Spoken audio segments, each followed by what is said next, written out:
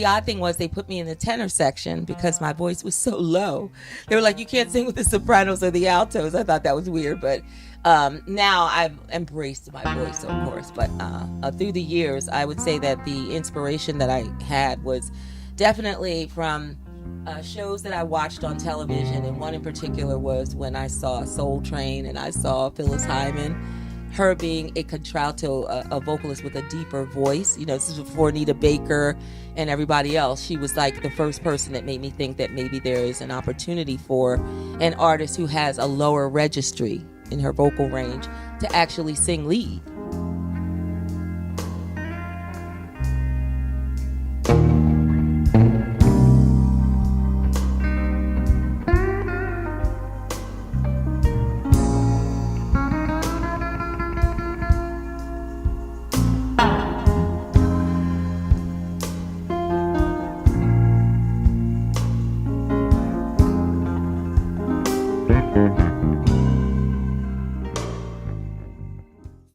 Welcome to another edition of Local Legends, Past, Present, and Future on the 50+1 Production Network, sponsored by Perry Jenkins. I'm your guest host, Atlas X, and today we have local legend Mary Cross. Mary, how are you doing today? I'm doing great. How are you? I'm all right. Mary, we've got a new look. You're the first person here for our new set. Love it. All right. It's beautiful. Yeah. So, always upgrading to see what we can do. And you are our first female guest for 2025. Well, aren't I honored to be here and be the first guest of 2025? I'm so grateful to be here and glad that you're having me as your first. All right. So let's get right to it. All right. Yeah. Besides being Mary Cross, okay, you're also known as the mother of Cool Smoke. Yeah, that's what they dubbed me. All right. So let's go back to the origins. I always like to ask artists this, okay? We'll just talk about this for a little bit.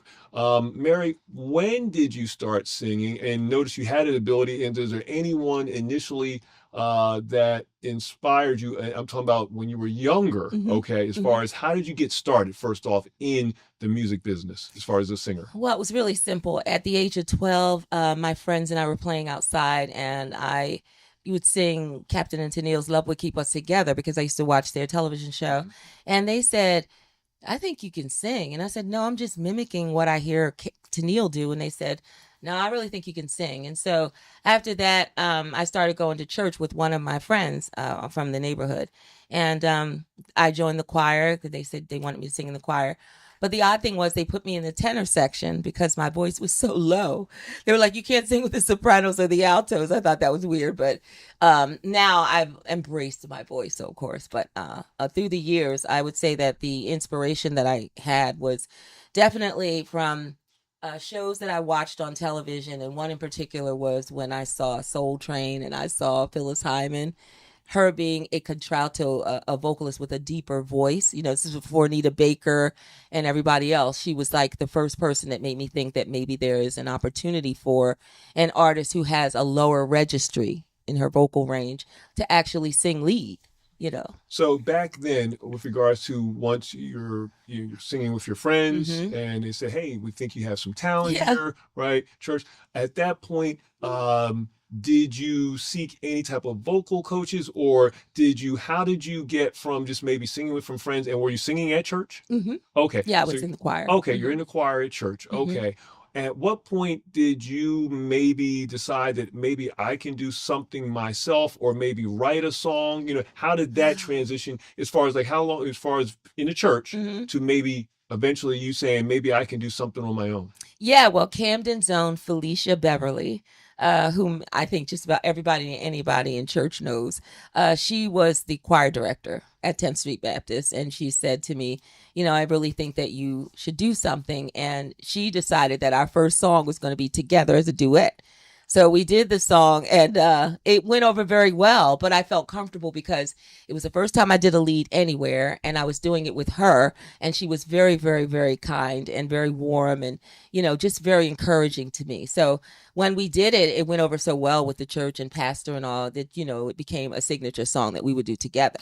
And I would say because she was a vocal coach, she was a lot of things to a lot of people. So she was never my personal vocal coach, but because we were at choir rehearsal rehearsal once a week, I got to spend time with her, and she would always be a very supportive person when it came down to the singing.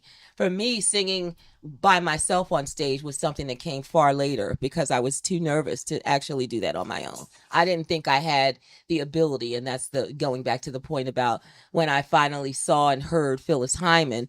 I heard an actual female vocalist who could sing a lead and sing it in a lower registry, and I figured there is other women out here that don't necessarily sound like, up in the rafters, or Stephanie Mills or someone like that. I actually felt like there was an opportunity for me to be able to sing other things, not looking at a professional thing, but just the opportunity to sing a lead song as a low registry vocalist. Great. So with that being said right there, Mhm. okay, and you are known as the mother Mhm. of Cool Smoke. How did you get that? One of the radio announcers had come to hear me sing, and then he asked me, could he interview me?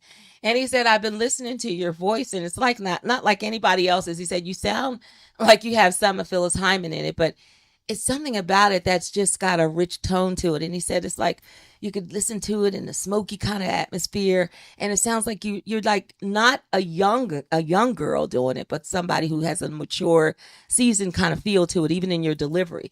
And he said, and I think you're just like a mother of Cool Smoke.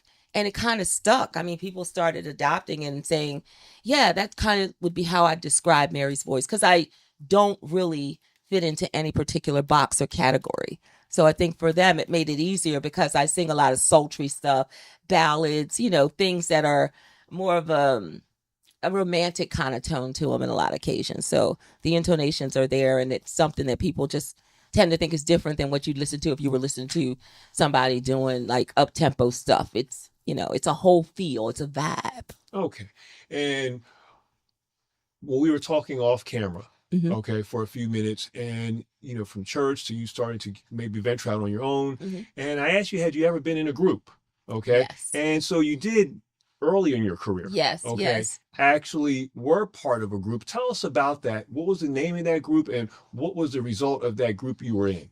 Yeah, the name of the group was Fierce, and many people may have heard of it. BJ in the Morning, we did like a jingle for him on his radio show, and it was 4 girls. So what happened was I got initiated into the group because they had an audition, and it was 3 girls, and they needed a 4th vocalist. So when I came down, I actually won the audition. After all these hundreds of girls were there, they chose me, and it was really great. But then when we started getting into having to actually go out and do things, and people telling you how to dress and how you had to, present yourself and the hours that you could do different things, it was like a lot of limitations and things that I didn't feel comfortable with that compromised who I was as a person, not even an artist, because at the time I had never done anything on my own. I always, was working either in church or I was singing with this group. And I just felt like, and I actually was the oldest person in the group, and they were like, they wanted you to lie about your age. This is when I got introduced to a lot of things that happen in music that you don't really know about unless you're behind the scenes. And to have experienced that, and, the sensationalism behind when we were traveling with Boys to Men and them saying, okay, it's 4 girls and you guys are here too. So are y'all group, is everybody hooked up, that kind of thing. Mm-hmm. It was like, that was not what I wanted to be the image or the narrative about who I was as a person. And I felt like I was compromising more of myself than being who I was. And for me, that was unacceptable. I didn't want to live that life. I was unhappy. And how long, as far as, obviously, I'm pretty sure most of us who are listening right now know who Boys to Men is, all right? Yes. And then we had Fierce are out Mhm. there, and you had a chance to go out with them. So did that have you going to what cities? Like, as far as you going out on tour with Boys to Men, where did that carry you to? It took us locally. We did tri-state stuff because I only stayed with the group for a brief period. What you have to remember is in the beginning when we started out with the auditions and then became a group, we then had to do a lot of rehearsals. Mhm. A whole lot of rehearsals. Then you had to get an image. Then they had to do all these pictures and have you dressed and take all these photo shoots and things. We were actually on the cover of Essence magazine. This is going pretty far back. Okay. But with them and hooking up with them, it was a thing where we did the local stuff. And when we did it, it was okay because you get to be in the hotel rooms and things of that nature. And you see the fans that come behind the scenes and are part of something. But for me, I felt like if we're going to do that, I don't really think that really represents us as a group, and it's not what I wanted to do. So I think for the time that we were there, when I decided to tell the manager, who was pretty much the person who makes all our decisions, that I didn't want to do it anymore, it wasn't a good thing, because they had invested a lot of time, interest, money, energy, all of that into me being that fourth person. So it was kind of bitter for them, more so for me. I had to do it because I was not going to compromise who I was as a person, my integrity. That's just me, And the music business was hard back then, but it's worse now. I think more things are being revealed in today's light. So we're definitely going to get into that in a minute, all right? So now, you've referenced Phyllis Hyman, okay? But let's talk about some other artists for a minute, okay? Because when we talk about being the mother of Cool Smoke, all right? And you briefly referenced, let's think about Anita Baker, okay? Toni Braxton, Rochelle Farrell, all right? I'm even going to throw Gladys Knight in there. Oh, sure. All right, Gladys Knight in there, all right? And then once again, Phyllis Hyman. So when you think about these women, because actually, BET, it might have been maybe during COVID, right after that, they actually did a show about Soul Train. Oh, really? Right? And actually how it became, Don Cornelius. Yes. It was about Don Cornelius in the show. And Gladys Knight was one of the first artists to support and come on there to support him. At that time, Gladys Knight and the Pips. And for those...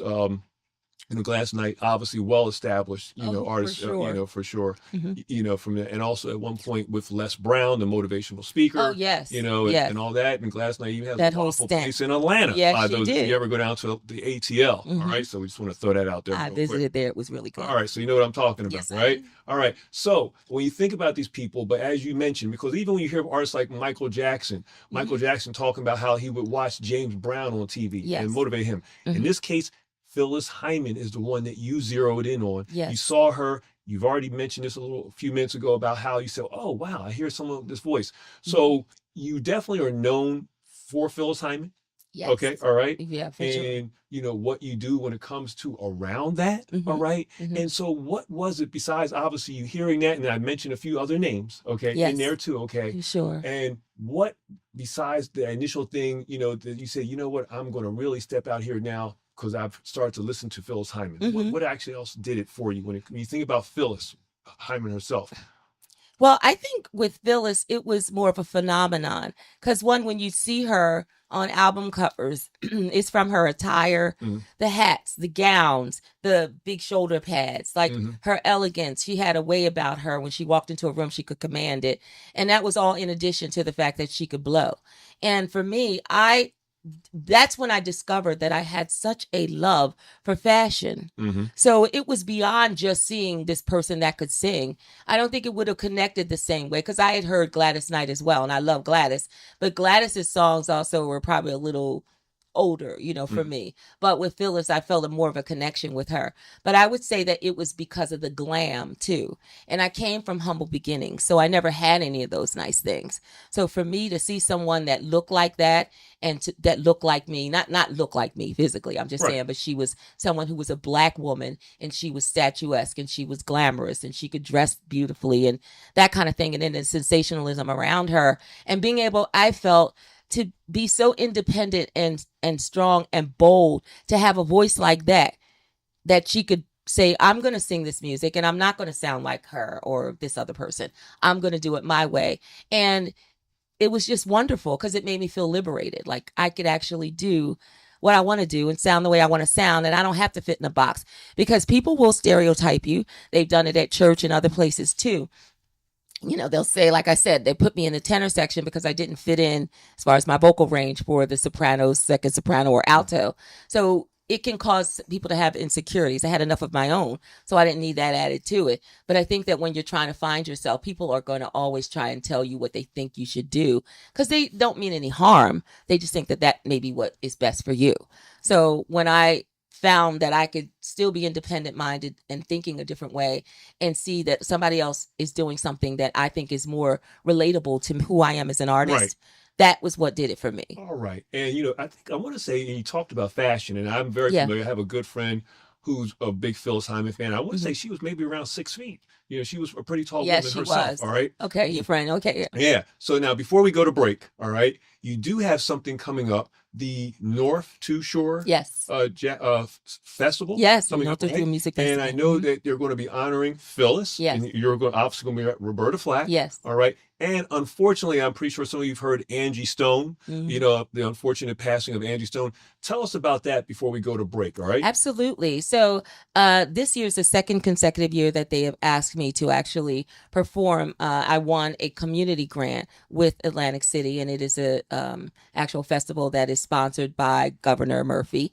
And in the second year, the first year it sold out, and it was fantastic. So this year they actually awarded me again and asked me to come back and do two shows instead of one. So I'm going to do a matinee as well as a main show later that evening. And with me, the whole thing about doing it, I think they recognized last year that Phyllis Hyman was indeed a phenomenon. You know, many people don't know about her, but then there are a lot of people who do. Right. But I think that she has such a strong following of people who still love her music that made it where people just were wanting to buy the tickets and they went on a wait list. It was bananas. So this year, having the opportunity to do that, I think the matinee show will bring out a lot of the seniors that want to Yes. come to a show before it gets late. And then, of course, those who want to stay over for later and have a great time themselves, a date night or something, that will be there. But with doing this show, it was just because the first year did so well. And I've done the show so many times in Okay. different places. Great. Yeah. All right. So we'll be back with more local legends, past, present, and future, right after this.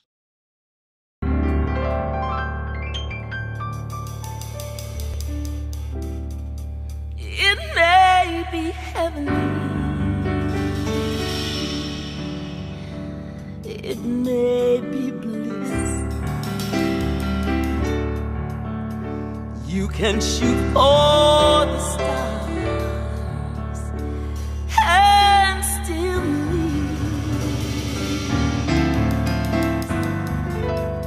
But there's something in the air.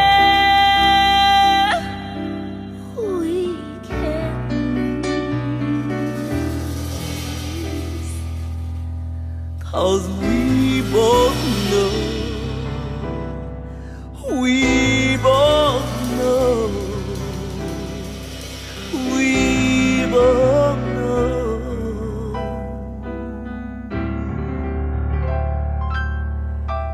In love, there's a reason.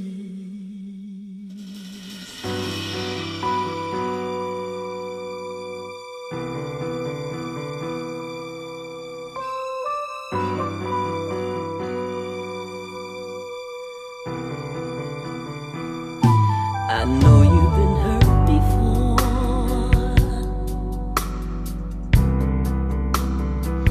and I have too.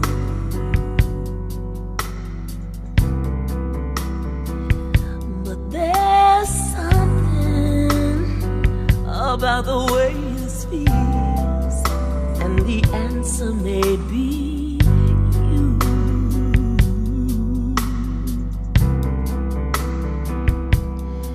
anticipating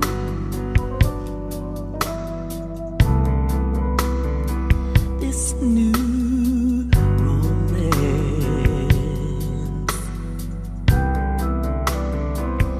But at the same time, I'm hesitating. Should we take this chance?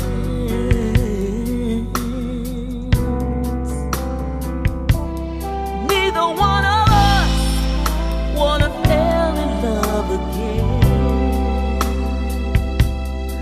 Contemplating if we can be more than friends. We both know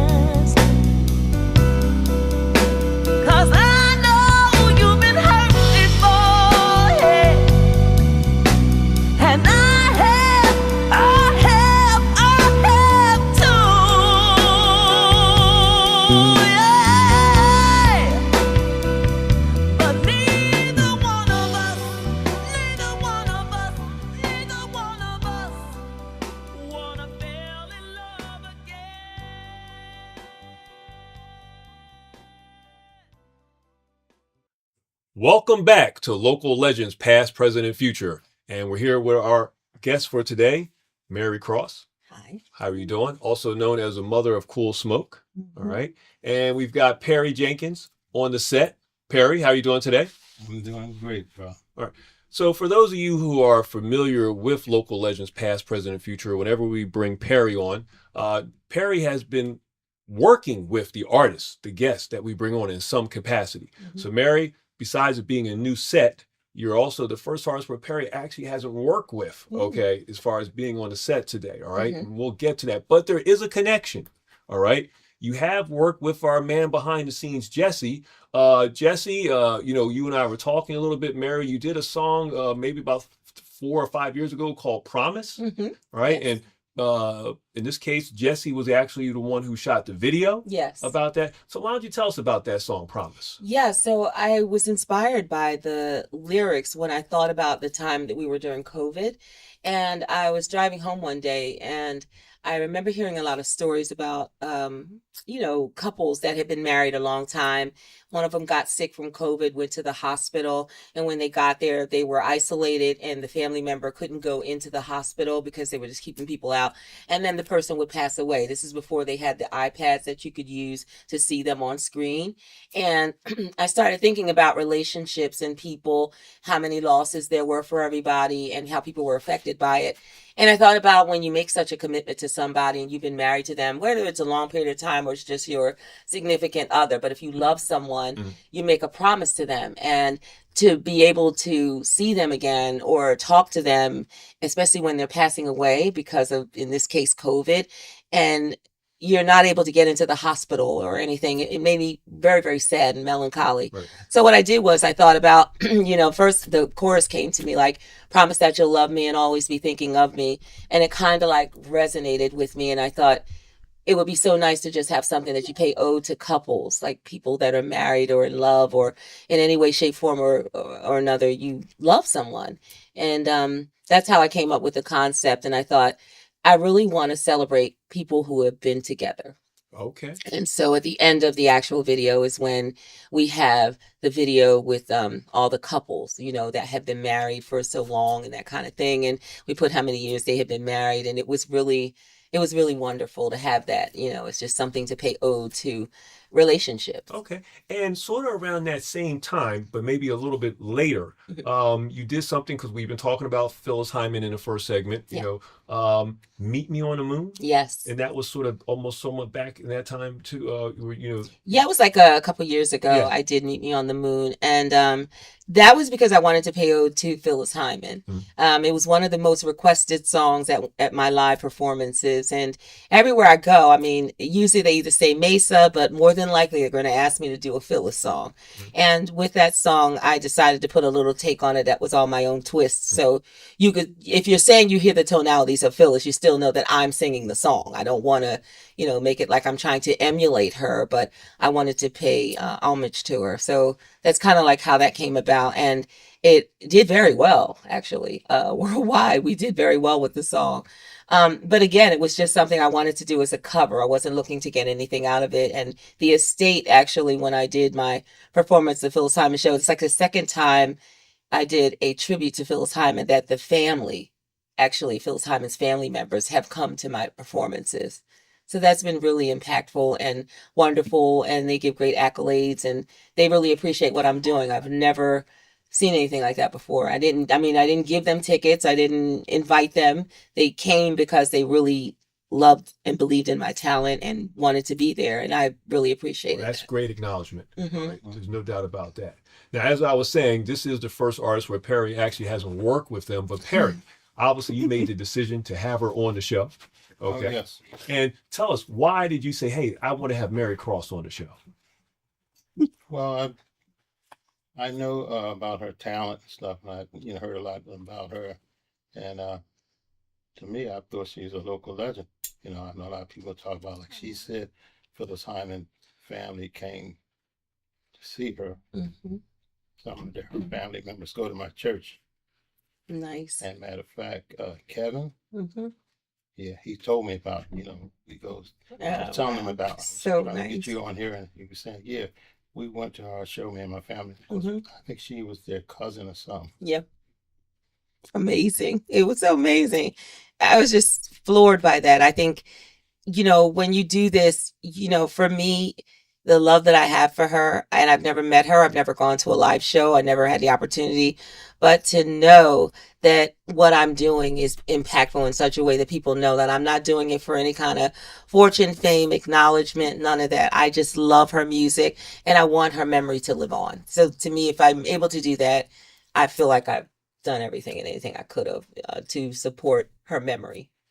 And Perry, so I know you basically told me you were a fan, have become a fan of Mary. Oh yeah, I'm a fan of all good talent, Okay. talented people. So I I like know Andy's too. a few of her band members and stuff was good friends with me. Hmm. And I went to one of your shows. I was up there on 73 at the club. That was the first time. Oh yeah, the Wyndham. Yeah, and when I came there, Woo! Oh. but you wasn't there right there Hmm. when I got there. You Hmm. came in later before I left. Wow. Oh my God. One of the key people, I would say, of course, and who's also been on Local Legends, past, present, and future, Bill Jolly. Now, Perry, you go way back with Bill Jolly, and I understand that Mary, so we do have a Yes, connector here, Oh, for within sure. Bill Jolly. Hmm. And so, and Perry, Donald Robinson also. Yeah. and who's the other one, Perry? Donald Robinson. He's another producer, good producer. Well, in fact, I had him did a couple of gigs with me when we had the Galaxy project out. Ooh, Yeah. Okay. And he's gonna. now, Mary, Perry's worked with Bill on numerous projects. Okay. Mhm. Has Bill ever produced anything for you? No, Bill's never produced anything for me. But I'm very good friends with his brother Brett as well, who plays bass, and he's played for me a number of times. Donald's the only one that's actually produced and recorded that I've worked with in regard to the music. But Bill, I've known Bill a long time. I knew his family, his dad, I knew them all. So great people, and I love them dearly. All right. So I want to briefly talk about Mary because, Perry's involved with a lot of different things, Mhm. besides just the music, which he's known for. Of Okay. We were course. sort of talking off set for a few minutes that, Perry, you've been in different businesses. All right. And we'll talk about that in a minute. But Mary, let me start with you. Okay. You do have something called Mary Cross to Inspire Yes. You. Why don't you briefly tell me about that? So when I decided to start my own band, like 15 years ago, the whole thought and premise behind doing it, everything I do is intentional. So for me, I believe God gave me the name. It's like to inspire you. That's like the goal, the mission statement, what my premise is. Everything about what I do when I do music is to inspire people. What I learned from having performances that people that come out, they're looking for something. Like they want to feel good. They want to escape some reality of whatever they're going through in their lives. They want to be made to feel better, even if it's only for a moment.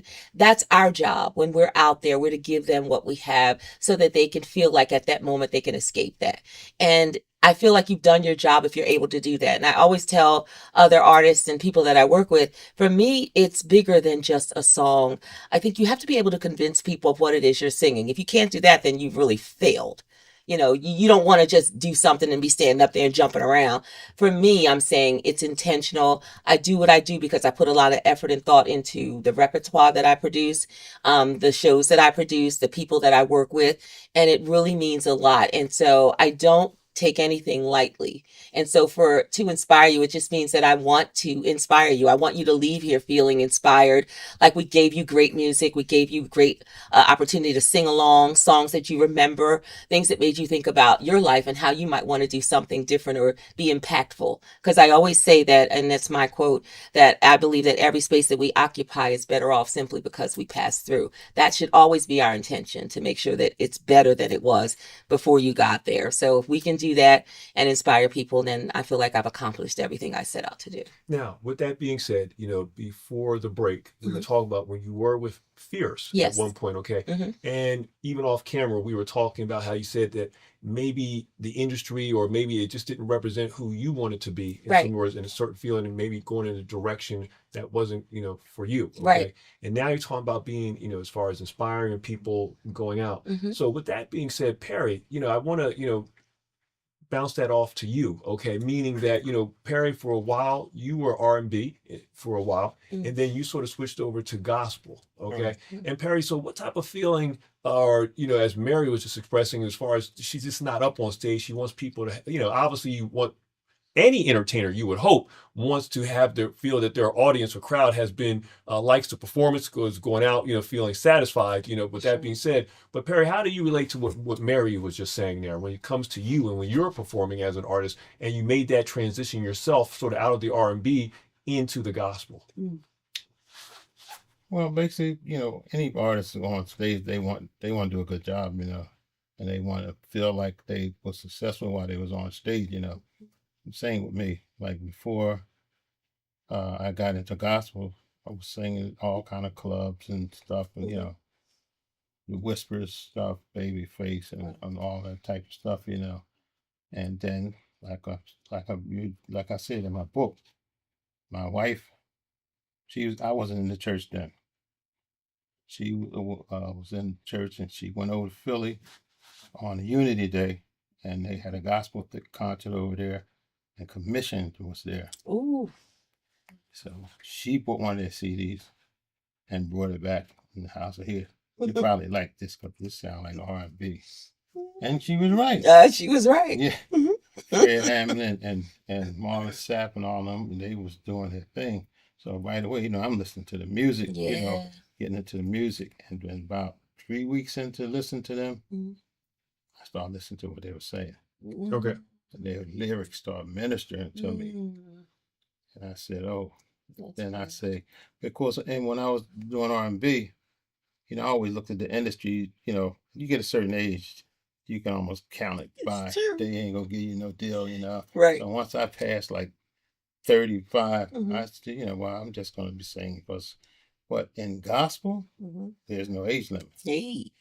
No age That's right. limit. That's true. You got old people making records every day. Yes, sir. So then I started writing, and once I got saved and got in the church in 1998, I wrote my first gospel CD, and I was like, I was going to be a solo artist, But my brothers and them said, no, we'd like to get involved, and then we can back you up. So that's when I created Perry Jenkins and the Lord's Mercenaries, and we were singing everywhere, and every time somebody, everywhere we go, the main question they asked is, somebody tell y'all sound like the Whispers? Really? That was their favorite saying. Okay. Group, yeah. Love that. Yeah. Great. And so this is so we can see how, things can transition from one point to another. Mary, briefly tell me, you also have a nonprofit called Music Works. Can you briefly tell me about that? Yeah, so it's something that I came up with in birth last August, and it was primarily because whenever I go out and perform and produce my shows, I always try and incorporate talent. Like it can be a person who's maybe a woman of a certain age who doesn't get an opportunity to perform at local clubs.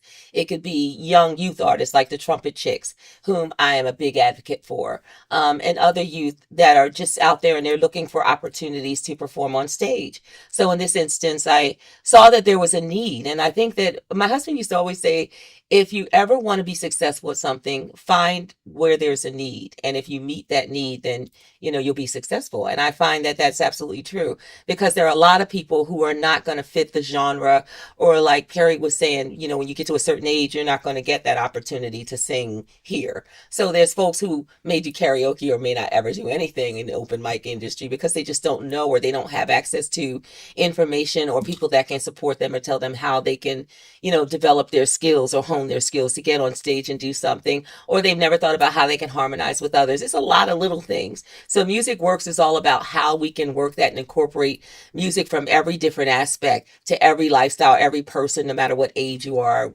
It doesn't matter, any demographic. You just have the opportunity to, perform or do things in the music that you want to do. Mostly it's with the singing, but we also work with those who are interested in, learning how to play an instrument as well. Well, that's great. And that's something definitely you want to check that out. Now, with that being said, right there, both of you, decided that it was to go the route of being sort of a independent artist. Yeah. All right. Perry, you formed 50 along with Jesse, 50+1 production network. All right. But at the same time, you're a solo independent artist.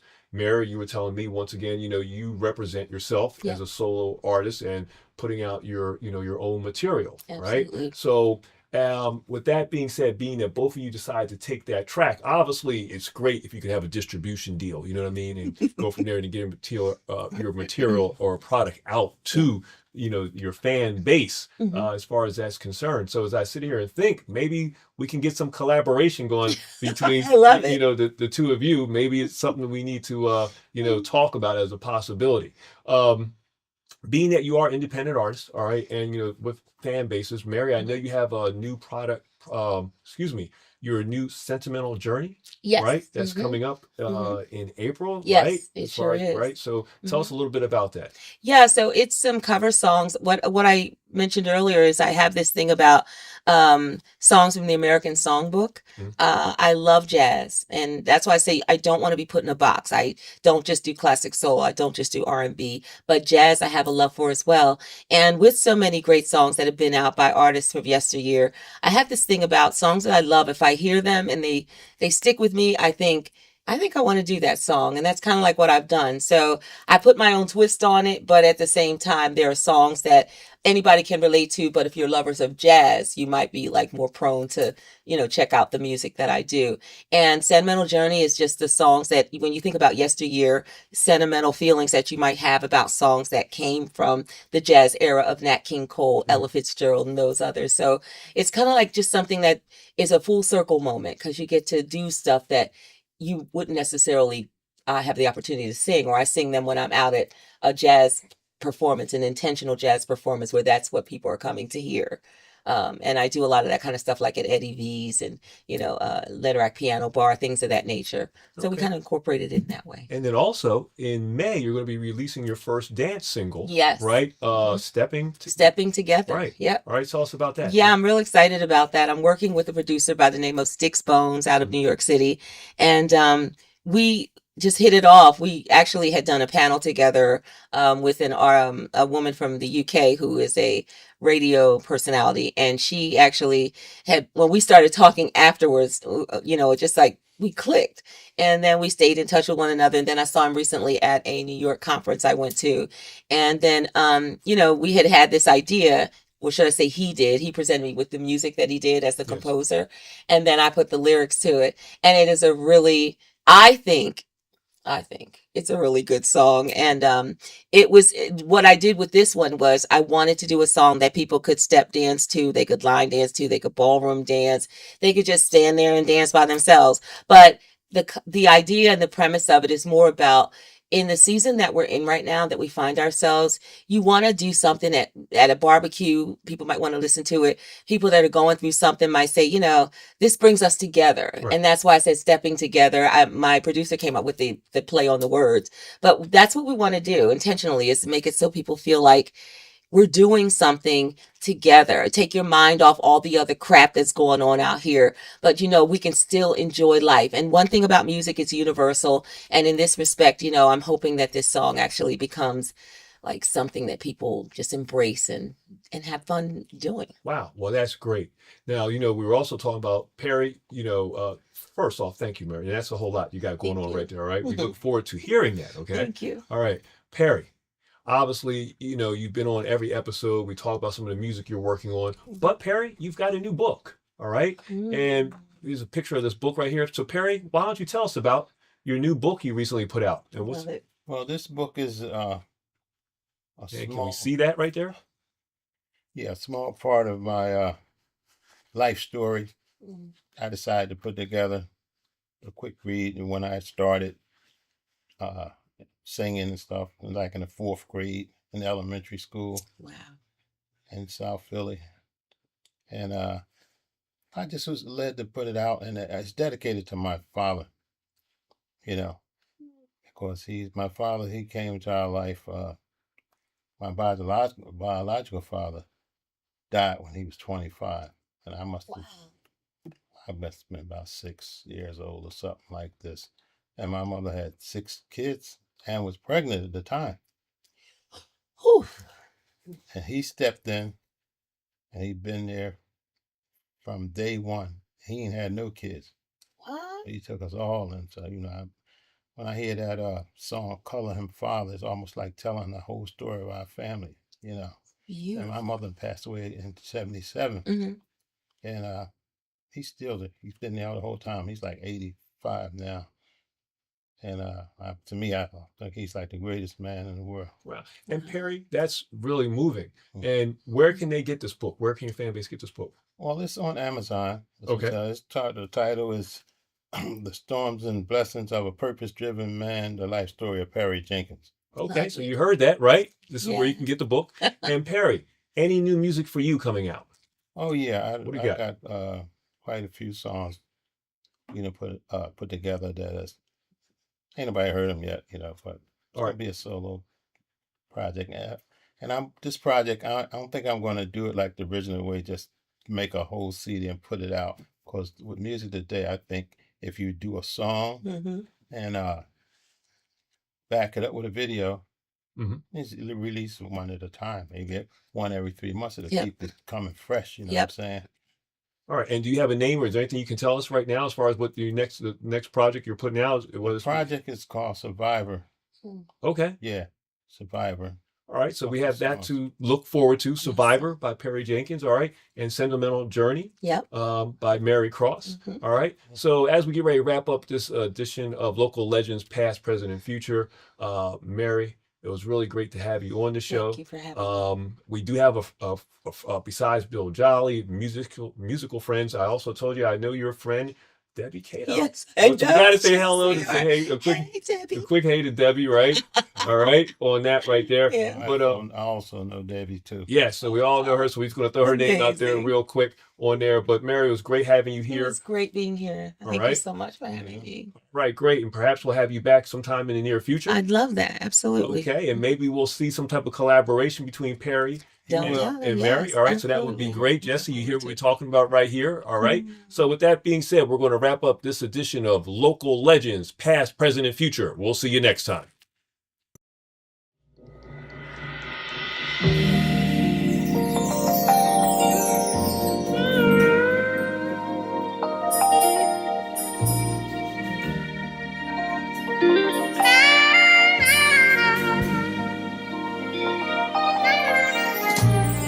I don't wanna walk this road alone,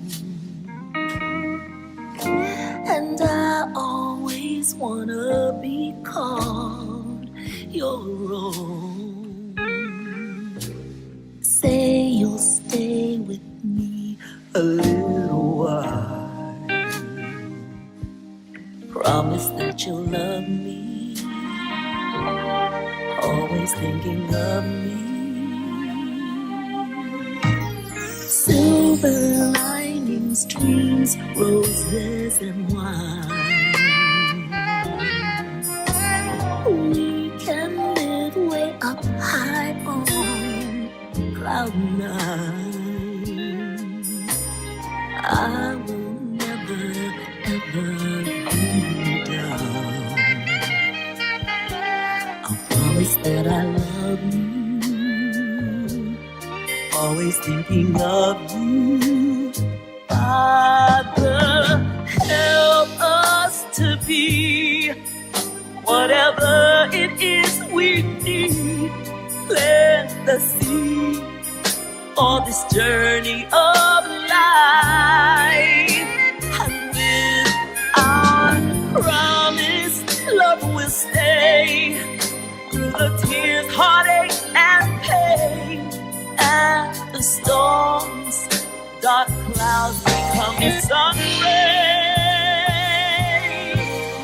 Just wait. So let's travel this road hand in hand. We will be forever best of friends. Together we will ride the tides of life. Promise to be faithful. Promise to be grateful. Promise that you'll love me. Always thinking of me.